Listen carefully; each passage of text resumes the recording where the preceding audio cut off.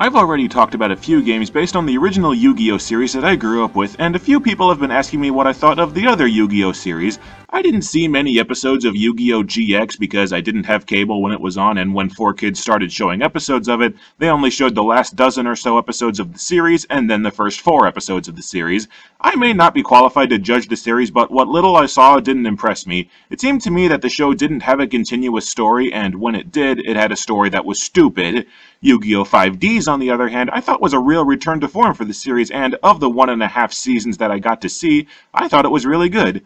Yu-Gi-Oh! 5D's takes place about 20 years after the original series. Domino City, where the Battle City tournament took place, has been split in half by a catastrophic earthquake. Normal citizens live in the high-tech Neo-Domino City, and lower-class citizens live in the Satellite, a run-down shithole where citizens have no rights whatsoever and work in trash and recycle centers under the oppressive rule of the corrupt police force.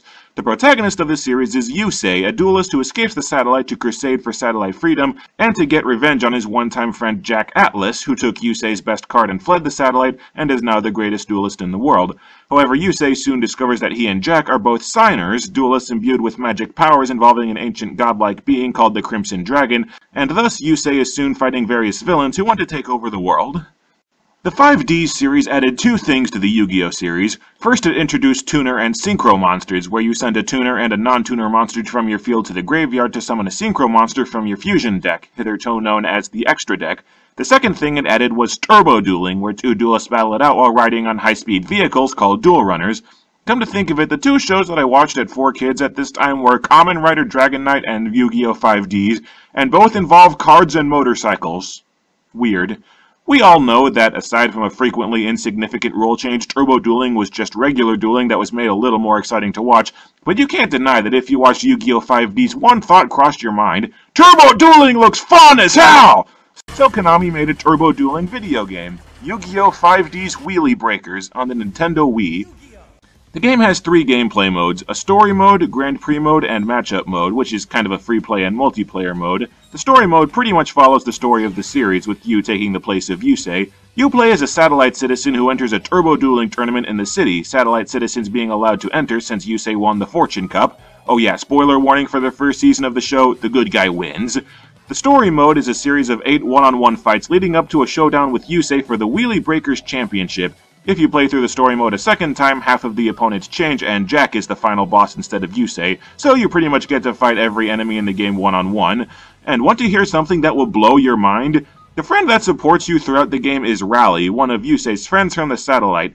Rally wears this dress all the time, has really long hair, and is voiced by the same voice actress who voiced Luffy in the 4Kids version of One Piece. Rally is a guy.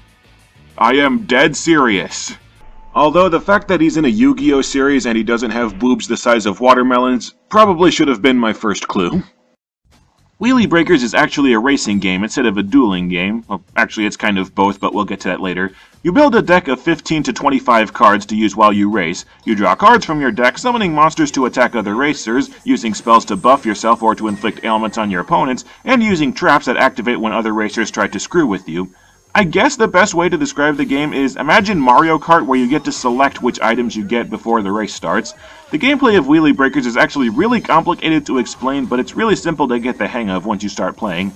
As you drive, you gain speed counters, which the game calls D counters, and you're allowed to have up to 12 at one time. You use these counters to summon monsters and have your monsters attack. The stronger a monster is, the more counters it costs to summon an attack. Each monster has a certain number of hit points, enhances your vehicle's performance while summoned, and has its own unique attack. Some of them fire projectiles while others have explosive or trap attacks. When you get hit by an enemy's monster, your monster loses hit points and a monster dies when its hit points hit 0. If you get hit by an attack without a monster on the field, the monster's attack points come out of your life points. If your life points hit 0, your runner breaks down and you're left motionless for a few seconds, which makes keeping a monster on the field really damn important. You're also only allowed to have one monster summoned at a time, which I found out the hard way when I summoned Junk Warrior during my first race, decided to fortify my defenses with a Sonic Chick, then watched in horror as Junk Warrior, the Titan that I think is one of the best monsters in the game, disappeared and Sonic Chick, a puny monster whose only upside is blocking attacks, took his place. Wheelie Breakers is one of those rare racing games that incorporates items into the racing game without breaking the racing game, and it's all because the game is as much about fighting the other players as it is about racing them. Running out of cards is a death sentence because no monsters means nothing to protect you from enemy attacks, which means you break down every couple of seconds. You also want to attack enemies as much as possible to break them down and to destroy as many of their monsters as possible so they have fewer weapons to attack you with. There's lots of strategy that goes into selecting the cards you use for a race and how you use them during the race. You only got 25 cards and you're allowed 3 copies of each card in your deck, and every single card that you pick takes up valuable space in your deck. Which monsters do you use? Do you use low-level monsters with low attack costs so that you can dish out damage quickly, or do you go for stronger monsters with higher costs but much better and more accurate attacks? Some monsters attack by placing barricades that slow down opponents, but those are only useful if you're winning, so is it worth having them on hand or is that space in your deck better used elsewhere? And then there's your spells and traps. How many turbo boost cards do you use? Do you focus on drawing cards, inflicting effect damage, keeping your speed counters high, screwing with your opponent's hands? There are only 125 cards in the game, but they all have great uses, and you have to put serious thought into which cards deserve a spot in your deck. Wheelie Breakers really is a fresh new take on racing games, and I think it's all because this is one of the few racing games where you actually interact with the other racers. In most racing games, the other players are only there to force you to finish within a certain time limit. Other racing games like Mario Kart include items so that you can hinder other racers, but you don't really interact with other racers in those games. You just lob something in their general direction. Also, on the topic of Mario Kart, racing games that include items tend to become completely broken because you can be about to cross the finish line, get hit by an unavoidable blue shell, and lose, and there's nothing you can do about it. Wheelie Breakers is nothing like that. You're downright brawling with the other competitors as you race. You're attacking enemies not only to make enemies wipe out, but to demolish as many of their monsters as possible. You're hurling attacks at other racers. You're summoning monsters to both arm yourself with weapons and to protect yourself from enemies. If another racer takes the lead, you don't just race really well, and maybe, just maybe, you'll be able to get back ahead. You shoot that asshole! It's driving and managing an arsenal of cards at the same time, and it is so damn much fun once you get the hang of it. It's almost like a cartoon version of Death Race. Granted, I've never seen Death Race, but I can still reference it, right? Also, unlike so many racing games like that abomination Sonic Riders, the AI isn't a cheating bastard. They're just regular enemies with the same cards you have. Once you play for a long time anyway. The game has 125 cards, and you have to play extensively to unlock them all. And since the best cards in the game, like Synchro Blast Wave, take forever to unlock, it's a very effective way to keep you playing the game. The controls are pretty intuitive too. You use the control stick to steer, the Z and C buttons to brake and accelerate, and you use the control pad to navigate and use the cards in your hand. It's kind of like driving with one hand and using cards with the other. The game, of course, has an obligatory Wii Remote motion control, so you fling the Wii Remote to start driving backwards so that you can attack racers behind you, which is a pretty neat mechanic. I just like the physics this game operates on, where you can go from driving forward at 70 miles per hour or so and pull a 180 and start driving backwards without any deceleration, when in reality your vehicle would have to grind its wheels to a halt and start accelerating in reverse to pull that off. The story mode is a series of 8 one-on-one races against the game's different enemies. The story mode battles have a lot of rubber banding where the player that is behind gets a speed boost, and this leads to very funny moments where you pull ahead of your opponent, then your opponent pulls ahead of you, and so on and so forth. And the rubber banding basically means that story mode enemies are still a challenge for you once you've beaten the main campaign and your runner has been upgraded. And our challenger has just destroyed a monster! Okay, what's up with the announcer that has hair that's shaped like a penis? The story mode is meant to evoke actual dueling, a one-on-one contest where it's everything you have versus everything your opponent has, may the best man win, and it's pretty fun and simple. The Grand Prix mode, on the other hand, is insane! If the story mode is meant to resemble a traditional one-on-one duel, then imagine the Grand Prix mode being an 8-way duel where 8 racers are duking it out all the same time. It's chaos! The Grand Prix mode has 4 cups, and each is more frantic than the last. There are 7 other racers summoning monsters and hurling Hadoukens the entire race in a frantic struggle for first place. You've got racers ahead of you that you're trying to attack and pass, you've got racers behind you that are trying to take you down, all while managing your cards and monitoring your monsters. It's the most frantic racing game I've ever played, and I love every minute of it. Each Grand Prix is 5 or 6 races long, and some of the races are survival battles, where a racer is eliminated from the race once their life points hit 0, and I really like the survival battles. It really steps up the pressure and makes racing even more intense, and it's more satisfying to beat up an enemy when there are more, shall we say, permanent consequences. Plus, the survival battles are a great way to make up some distance in the Grand Prix rankings. Oh, Jack won the first round and he has more points in the standings than you. Kamehameha! Last place, asshole! I really hate Luna though when it comes to survival races because her deck has so many cards that replenish her life points that they frequently cap off at 9,999. Such a pain in the ass. And when I was recording footage for this review, a survival race in the Grand Prix came down to just me and Greiger in the third lap, and right before Greiger crossed the finish line, my Junk Warrior decked him and he ran out of life points right before he could cross the finish line, and I won. It was awesome. You finished! And a victory like this is surely one for the record books. One of the things that I really respect about Wheelie Breakers is that it's one of the rare games in this day and age that has the balls to be hard. And I mean hard. The first opponent that you race in the story is some random hoodlum. No, really, his name is Hoodlum. He's slower than you, and his monsters have a lousy range to their attacks, so he's easy to beat, and you can get used to the controls while you're fighting him. The second opponent is Leo, who doesn't have any great monsters and just mildly annoying spells and traps, and the third opponent is Chief Armstrong, who's slow as crap. But from the fourth story mode fight on, the game is mercilessly hard. The fourth story mode duelist is Officer Trudge, and on your first run through the story mode, not only is he faster than you, but his favorite monster is Goyo Guardian, an extremely powerful monster that increases his racer's acceleration as long as it's on the field. Basically, if you don't kill all three of Trudge's Goyo Guardians as soon as each one hits the field, he will quickly get so far ahead that it becomes physically impossible to catch up to him. And don't get me started on the next story mode opponent, Akiza, who uses cards that destroy your traps, uses traps that shuffle monsters back into your deck, uses copy plants to cover the road with traps that slow you down, and her Black Rose Dragon fires blasts that take up over half the road. And it only gets worse from there. Trudge and Akiza eventually get easier as you get further into the game and get better cards, but Yusei and Jack are hard no matter what cards you have, especially since you fight each of them on a short course and you have 2.5 minutes at best to beat them. And trust me, the Grand Prix are hard as hell too. The Bronze and Silver Cups are pretty easy, but the Gold Cup is a huge difficulty spike. The Gold Cup pits you against Yusei, Jack, and Akiza all at the same time, so there are 3 Signer Dragons on the field firing massive blasts across the entire track all the damn time.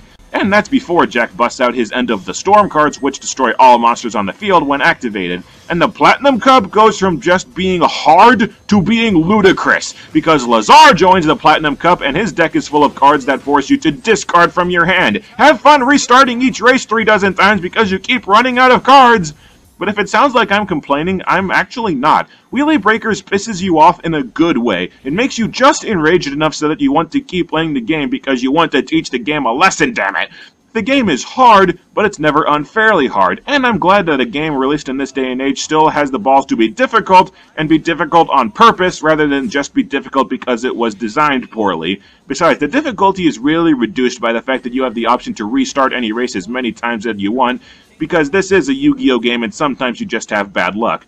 But even though the difficulty isn't a problem with this game, the game does have some big problems, and I have to play bad cop in these reviews, so bitch mode, activate! It's kind of like assault mode activate, except more bitching. The game just flat out doesn't tell you several pieces of information about your monsters. There's nowhere that you can look up how many hit points a monster has. I've kind of figured out that Junk Warrior has 3,000 hit points, the manual has the hit points of a few of the main characters' favorite cards, but no other monsters have their hit points listed anywhere. Same goes for the performance buff each monster gives you. Stardust Dragon increases your top speed while it's on the field, Red Dragon Archfiend and Goyo Guardian increase your acceleration, but again, outside of a few of the main characters' key cards, you get no information how monsters affect your runner's performance. You just have to experiment with monsters to figure out who does what, which I guess is kind of good, but also really annoying. For a while I was using Iron Chain Dragon in my deck since he has a good attack range and a really good effect, but whenever I use him, other racers pass me like crazy, so I think the damn thing slows you down while it's on the field. I just find it funny that the game withholds 2 critical pieces of information regarding your monsters, but it tells you how many defense points each monster has when defense points have absolutely nothing to do with the game. When you summon a monster, you get this kick-ass animation of your monster striking a pose while your runner is driven on autopilot for a few seconds. It's called the summoning camera, and if you have any sense at all, you will turn it off. I've lost count of how many times I've summoned a monster, and before the summoning camera wears off, I get nailed from an enemy and the monster gets killed before I even get to use him. I recognize that the game doesn't have great graphics, which doesn't bother me, but because the game doesn't use texture popping or distance fog, the game's frame rate really slows down when you play the multiplayer mode or when you have a Grand Prix race on the stadium course, because the game has to try and render too much at once. But the one gigantic problem that the game has is its physics engine. No matter how good your vehicle's maneuverability is, you turn like you're driving on ice. You pick up speed just fine, but you can't make a single turn without significantly slowing down or sliding into a wall. Pretty much every turn I make in this game consists of me sideswiping a wall and just letting the wall make the turn for me. Speaking of hitting walls, the game has no idea what momentum is. If you sideswipe a wall, you don't slow down at all. You just turn parallel to the surface you hit and you continue at your normal speed. And if you hit an object at a direct enough angle, the game just has you stop dead in your tracks. This gets especially bizarre and massively irritating when a racer in front of you runs out of life points and breaks down, you crash into it, and you come to a complete stop because the game's physics engine treats the stalled motorcycle as a brick wall and it doesn't budge. What's funny is that even though you're on a motorcycle and you should go flying off your bike whenever you have a head-on collision, your character has no animations and is completely motionless on your runner during the entire race. You crash at 50 miles per hour into a wall and your runner just about flips over backwards, and your character is completely motionless. Also, I don't know how to explain it, but when you try to back up, your runner moves and turns really slowly. So if you graze a wall too hard and get turned backward, which happens more often than you'd think, turning around is tremendously difficult. As you play through the game, you unlock the runners of the other main characters to drive during a race. However, if you have any interest in actually winning a race, you'll never use any vehicle other than yours, Yusei's, or Jack's, because all of the other dual runners have terrible performance. What is the point of having a garage full of colorful dual runners if using most of them equates to shooting yourself in the foot? Although it is worth losing a race or two just to drive Greiger's dual runner. This thing is glorious! Sure, it's so big that you have basically no chance of dodging enemy attacks, but man, it's cool. This is something the Batman would drive, if there was a giant bat on it anyway. Seriously, somebody draw this and put it on DeviantArt. Batman driving a motorbike the size of a double-decker bus. I want to see that! But you know what? I'll be the first to admit that this game has problems, including one really big problem, but I love it anyway. Yu-Gi-Oh! 5D's Wheelie Breakers is one of the most innovative games that I've seen in a long time. A game that takes an age-old formula, the racing genre, and does something completely new and original with it. But beyond being original, Wheelie Breakers is just a fun game. It's challenging but not overwhelming, it has unlockables to keep you engaged in playing for a long time, and it just has solid core gameplay. It's a good game, and if it had gotten a tuned-up physics engine before getting released, it could have been a great game. But being good is good enough for me.